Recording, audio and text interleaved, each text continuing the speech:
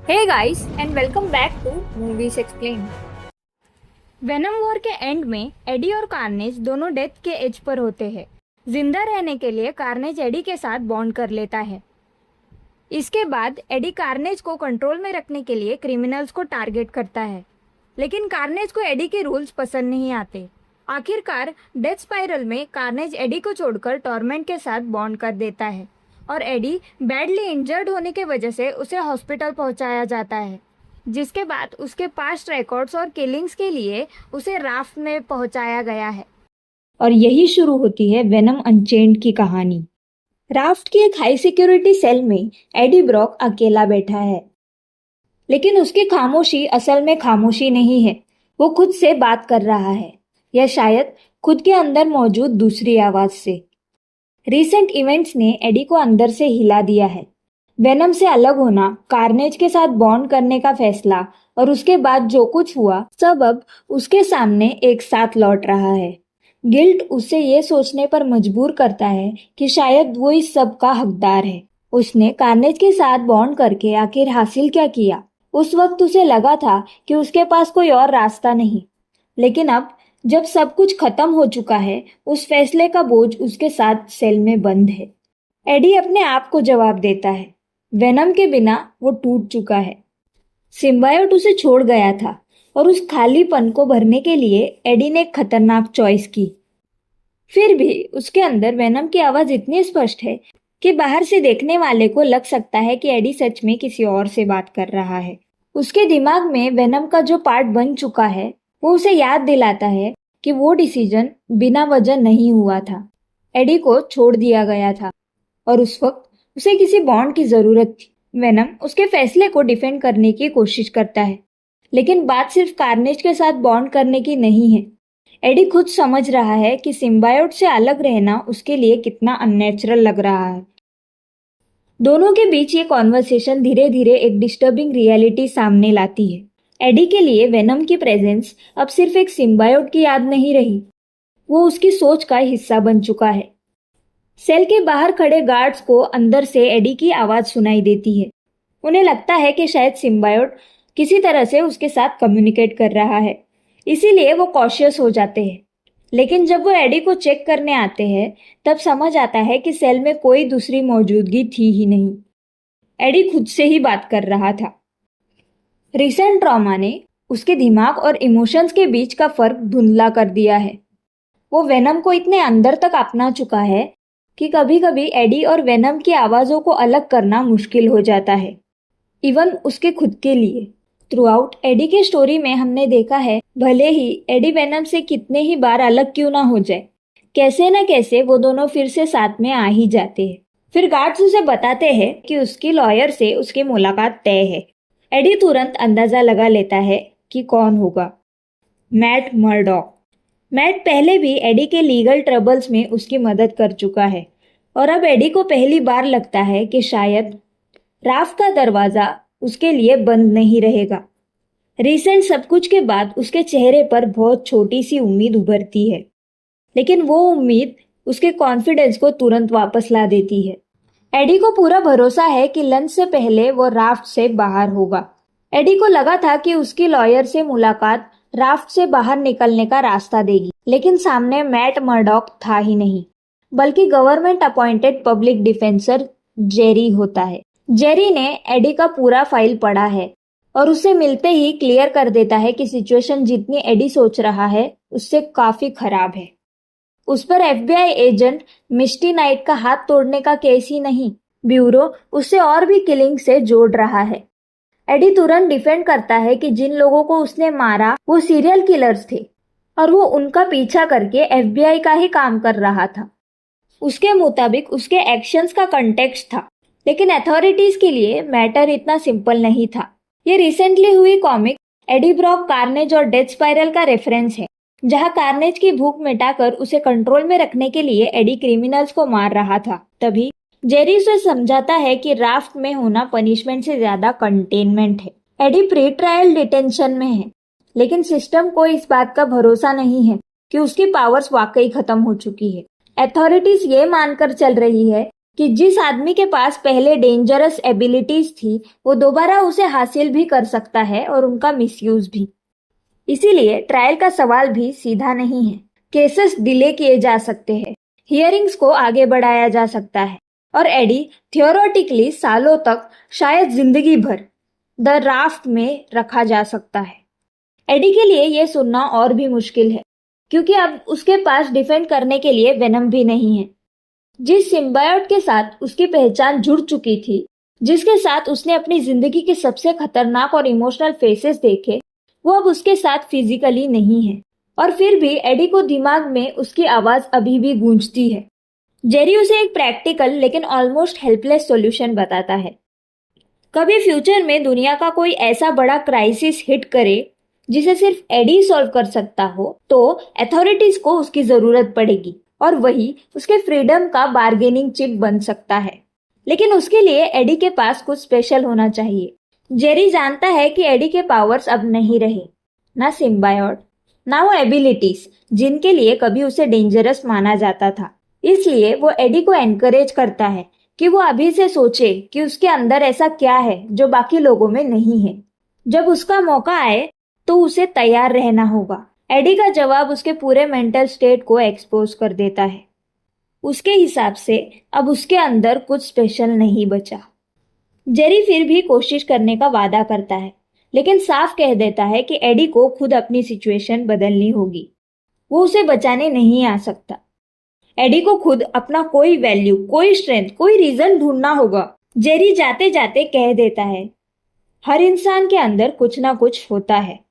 लेकिन एडी के लिए ये लाइन मोटिवेशन नहीं बनती। रिसेंट ट्रॉमा, गिल्ट, वेनम से सेपरेशन और अब अपने आइडेंटिटी तक को खो देने के बाद उसे ये बात ऑलमोस्ट इंसल्ट जैसे लगती है।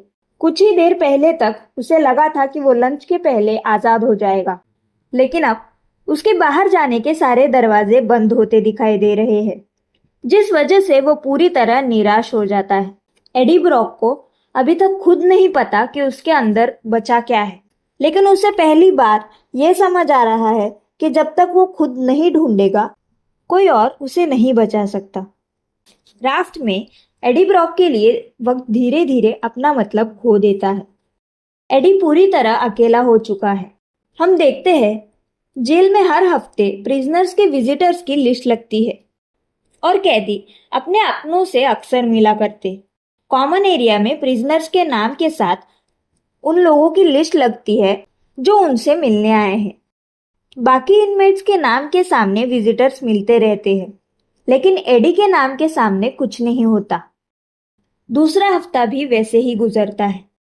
तीसरे हफ्ते तक एडी के लिए ये रूटीन बन जाता है। विजिटर बोर्ड पर नाम कम होते जा रहे हैं, लेकिन उसका नाम कभी नहीं आता।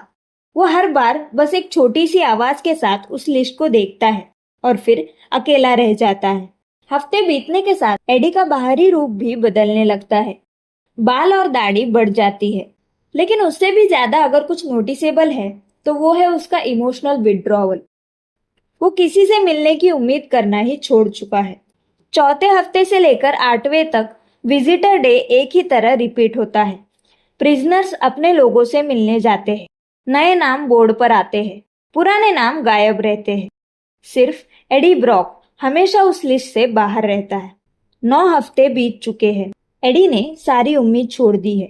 वो रूटीन के अकॉर्डिंग अपना सैंडविच खा रहा था, तभी उसका एक सेलमेट आकर उसे बताता है कि इस हफ्ते बोर्ड पर उसका भी नाम आया है। कुछ पल तक एडी बस वही बैठा रह जाता है, सैंडविच हाथ में लिए, जैसे उसे समझने में वक्त लग रहा हो कि किसी ने वाकई उसे याद किया है। फिर वो बोर्ड की तरफ दोबारा देखता है। इस बार उसका नाम सच में वहां था। 9 हफ्ते की तन्हाई के बाद एडी आखिरकार अपने विजिटर से मिलता है। कांच के दूसरी तरफ पीटर पार्कर बैठा है।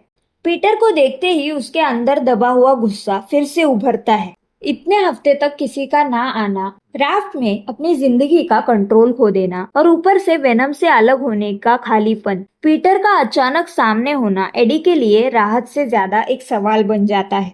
पीटर जेन्युइनली उसका हाल पूछने आया है, लेकिन एडी उस कंसर्न को एक्सेप्ट करने की हालत में ही नहीं होता। उसे लगता है कि अगर पीटर वाकई उसकी फिक्र करता तो वो सिर्फ मिलने नहीं आता, उसे यहाँ से बाहर निकालने की कोशिश करता। एडी का गुस्सा सिर्फ पीटर पर नहीं है, वो उस पूरी सिचुएशन पर है जिसमें उसे अपना पास्ट जस्टिफाई करते रहना पड़ रहा है। पीटर बात को शांत करने और एडी को यह समझाने की कोशिश करता है कि शायद राफ्ट में मिला ये फोर्स ब्रेक उसके लिए किसी हद तक जरूरी भी हो सकता है। एडी ने अपने फादर को खोया है, टॉर्मेंट के बाद बहुत कुछ झेला है और फिर कार्नेज के साथ बॉन्ड करने जैसा फैसला भी लिया है। पीटर को लगता है कि इतनी सब चीजों के बाद एडी को रुक कर अपनी जिंदगी संभालने का वक्त मिलना बुरी बात नहीं होगी, लेकिन एडी इसे हीलिंग नहीं मानता। उसके लिए ये वही दुनिया है जो उसे बार बार उसके वर्स्ट डिसीजन से डिफाइन करती है। जब पीटर कार्नेज के साथ उसके बॉन्ड को उसके पास्ट बिहेवियर का एग्जाम्पल बनाता है, एडी का गुस्सा और भी बढ़ जाता है। उसे पीटर की बातों में हिपोक्रेसी नजर आती है, क्योंकि पीटर खुद भी सिम्बियोट से जुड़ चुका है। ये उस चीज का रेफरेंस है जब डेथ स्पाइरल के एंड में स्पाइडरमैन कार्नेज से बॉन्ड हो चुका है।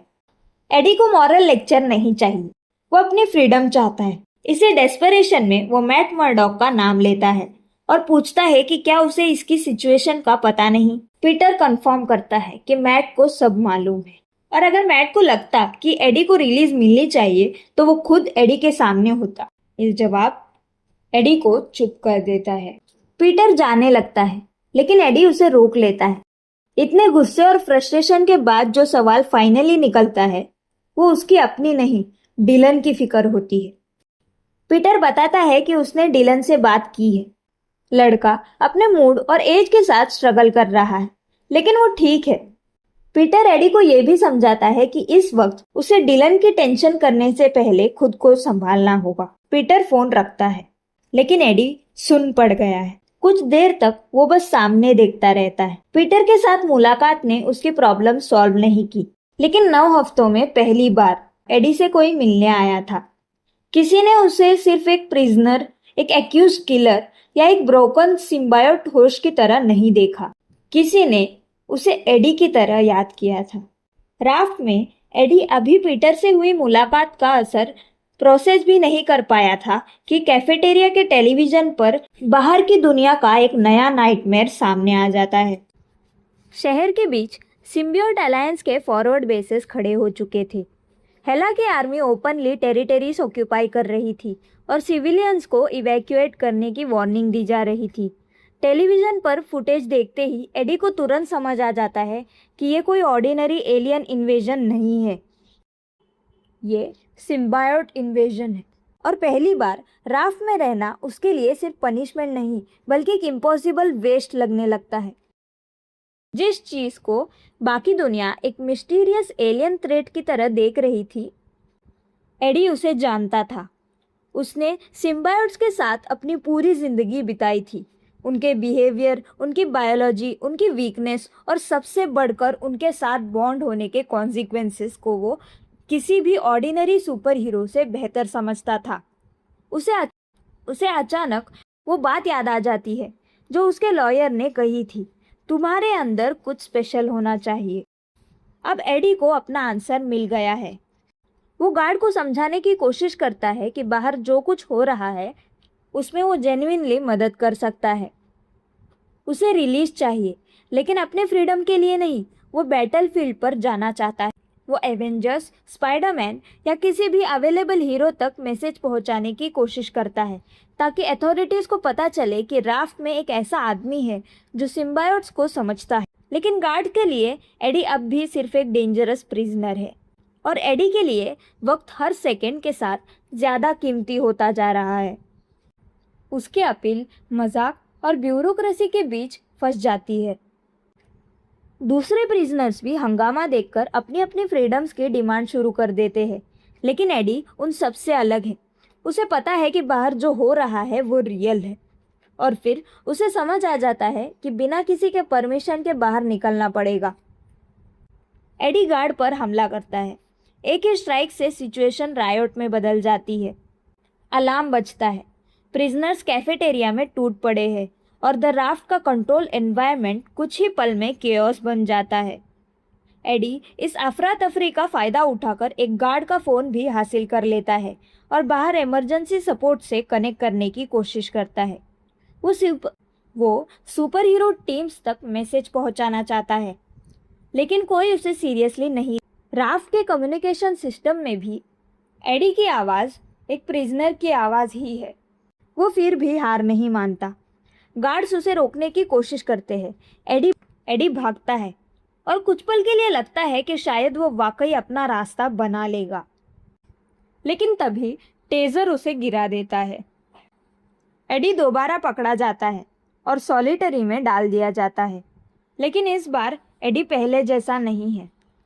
वो वॉल से टिक कर बैठा है, थका हुआ, शरीर से भी और दिमाग से भी।